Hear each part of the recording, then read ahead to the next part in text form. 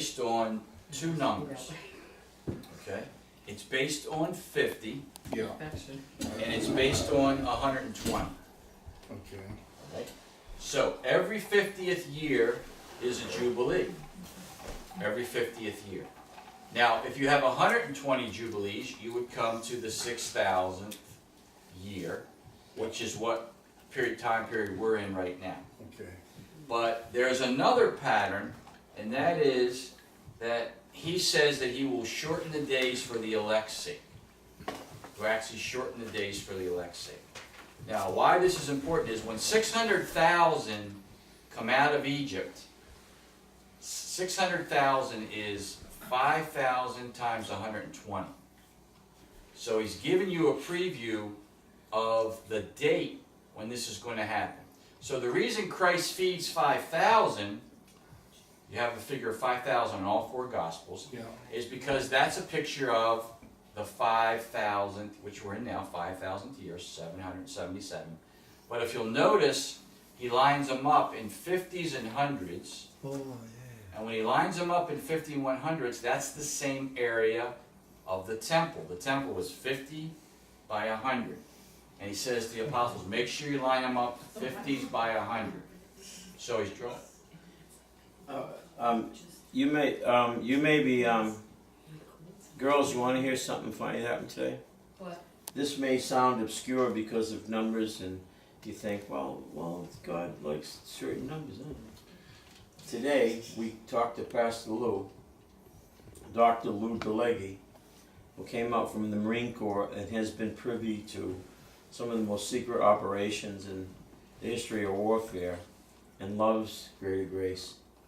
He said he's never been to a place where everyone has not only learned about the grace of God. He's in Calvary Chapel. He's an important guy.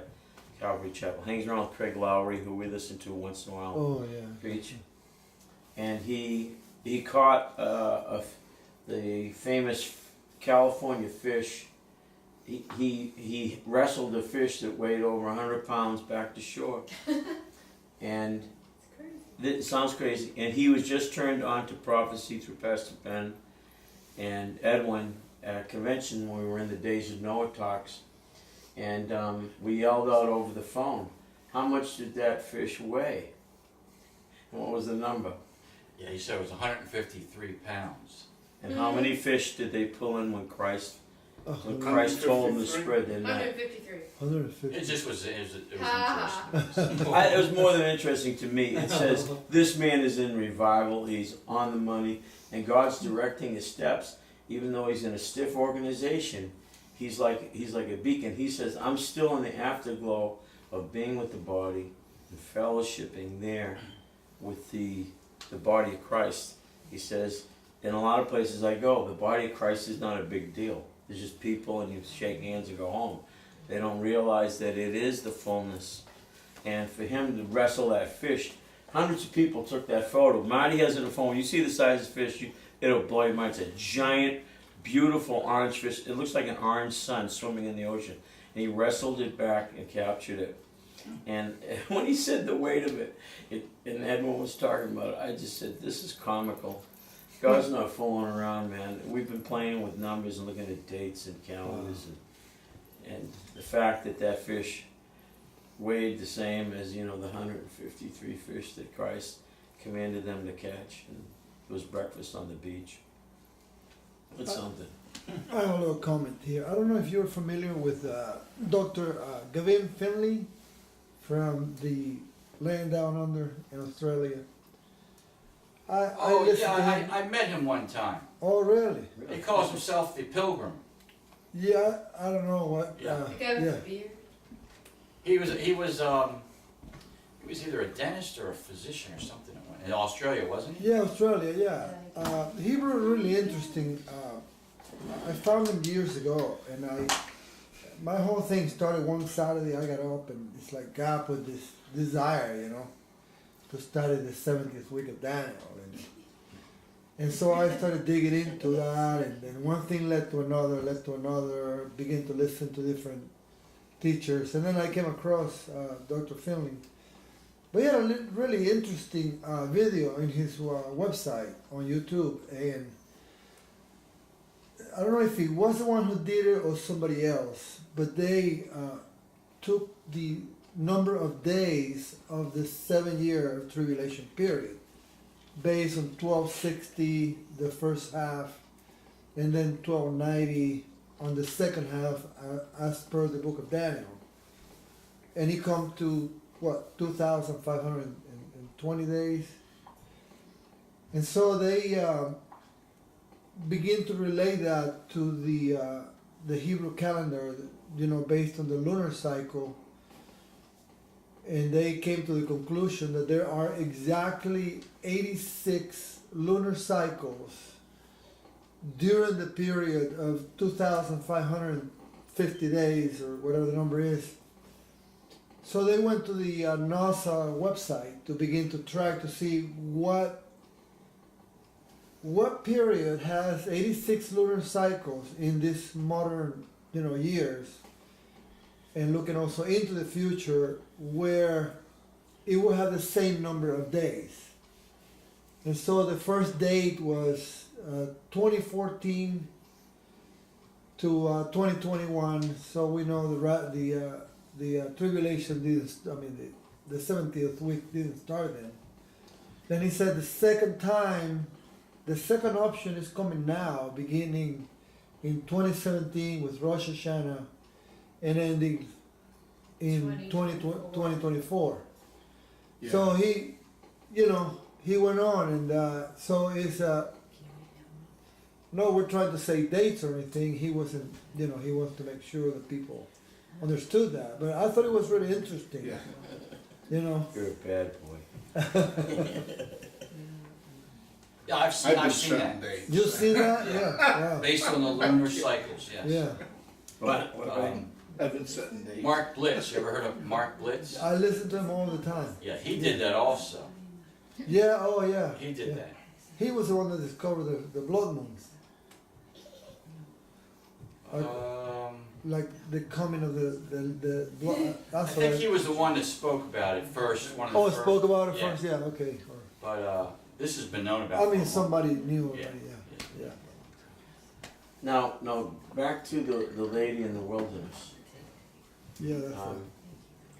Could you wrap that back up, and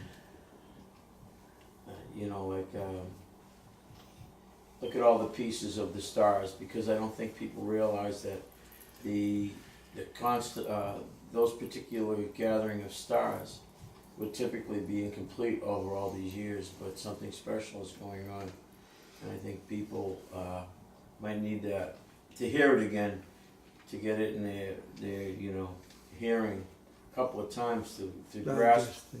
how unique this particular season or sequence is going to be with those stars. Let's start with August 21st, which is Elul 1. On that day, when you normally wouldn't see, because of the sun, those stars, the one star that shone as the solar eclipse reached its point of totality was the star which is known as Regulus, Rex, the King star, Shiloh. And it's 100 times brighter than the sun is. But the reason you can't see it is because it's much farther away than the sun, and the sun, since it's closer, blocks out the light. But when the sun is blocked out, the King star, the Regulus star, actually shone that day. When people with the naked eye looked up, they could see it. And many people from Nashville that are in the body reported seeing it that day. Yeah. Okay. The Gideon's headquarters is in Nashville, and many people I know sent me a text that they saw it. It was amazing. The reason that's important is because in Revelation 3:11, Christ says, "Behold, I come quickly. Behold, I come quickly."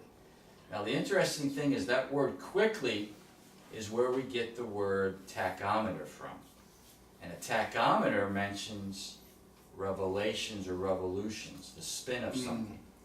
And that star, scientists know, just like Daniel said, knowledge shall increase. That star spins so fast, it's about to spin out. And when it spins out, it's in a white dwarf status. It's going to spin out of control and actually implode. And that's the star that sits between the lion's paws and the constellation of Ariel. And what happened on that day, that star came into the virgin. So it's like the king giving a star to the queen, the bride. And that's going to help actually crown her, give her a crown. But in Revelation 3, the rest of that verse is, and hold fast, hold firm, that no man takes your crown.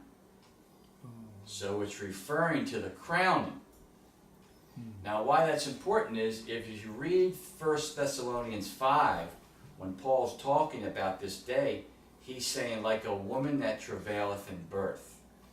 He's referring to this constellation. Now that star Regulus, when it comes in with a couple other stars from Ariel, or the lion, and actually crowns the virgin with 12 stars. So she gets a crown of 12 stars. But it only happens at this time on this feast. And that's really one of the things that makes this so unique. It's not unique to see the virgin at this time of the year, because you see it every year Every fall. at that time. What's unique is the stars that are crowning her, and the star that's coming in, Jupiter, in a retrograde motion, that's depicting a birth. So this makes it very unique, unlike any other time. Otherwise, it's just a regular constellation event that's going on, because the 12 constellations are circling the sun. It's unique enough that this constellation is in the book of Revelation in chapter 12, and it's directing our attention immediately onto what God is doing with Israel, meaning that we are probably out of the way now. The church is out of the way, and God has been postponing. He suspended his work with direct work with Israel for the church age. This probably means that God's period of dealing directly with us to bless us and help the church to grow and mature is over. And now the 70th week is the last week of 7 years that God will deal directly with Israel. And this could signal, this constellation, this date, this date that we're talking about, and the Revelation 12 chapter are kind of locked together and synchronized in one sense. And it may mean, sometimes we don't hear the terminology enough, that the 70th week of Daniel is only going to happen once the church's business with God, that he's completely finished with all the promises to the church that can be had. And now the church is being caught away, and now he's with his precious Israel. And this is the last week of 7 years. He'll deal directly with Israel. And this is another reason people believe in the pre-tribulation rapture, because God needs a whole week a prophetic week is 7 years.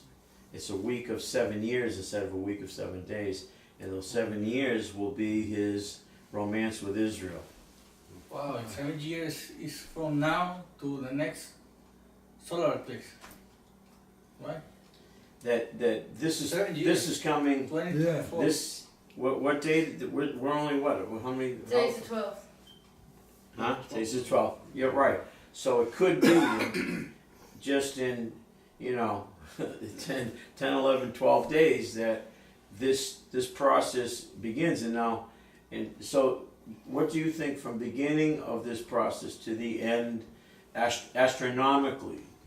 Well, what's interesting is, if this is the pre-tribulation position, then it would occur at this time.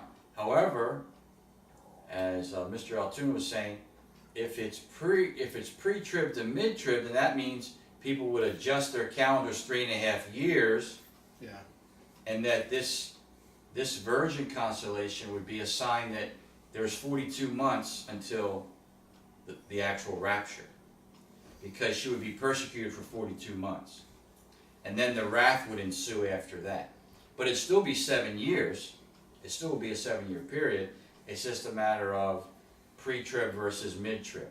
Or some people say, instead of saying mid-trib, they use Pastor Moon's phrase, I'm pre-wrath. Ugh. Pre-rap. So he's playing semantical gymnastics. Yeah, He's he really pre-rap. doesn't want to Yeah. say. So, some people say, well, I'll adjust the calendar 3 and a half. You're not really adjusting the calendar, you're just saying that it's in the middle of it. Oh, yeah. I'm 100% pre-mid, you know. I Yeah. wanted to I- ask you, what's your view? Well, Are you after- pre, 2 weeks, are you it'll pre, be over. have you tripped? Yeah, I think there's too much evidence that the harpazo is gonna happen at the beginning of Jacob's trouble. Yeah. And a lot of the patterns indicate that. 1 Thessalonians 5 actually says that the church is not a point under wrath. So what's interesting is if the 6th seal, where you see the time of God's wrath has come, Yeah. is indicative of the 6th day, so the 6th seal is really indicative of the 6th day, then you would see the wrath during this time period. You would begin to see the wrath. Could you explain the difference of the word son in Revelations 12:5, verse 5? Could I explain? Well, like, it says the son, there's hulos, and then it says the child, or teknos, is cut away or... Oh, yes, there's 2 different Greek words. Actually, when you're talking about the child itself, in one sense it's talking about a son, which would mean the son referring to Christ himself.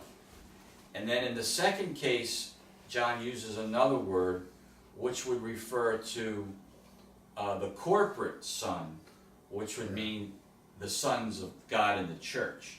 So he actually switches words. So he's saying, the Christ is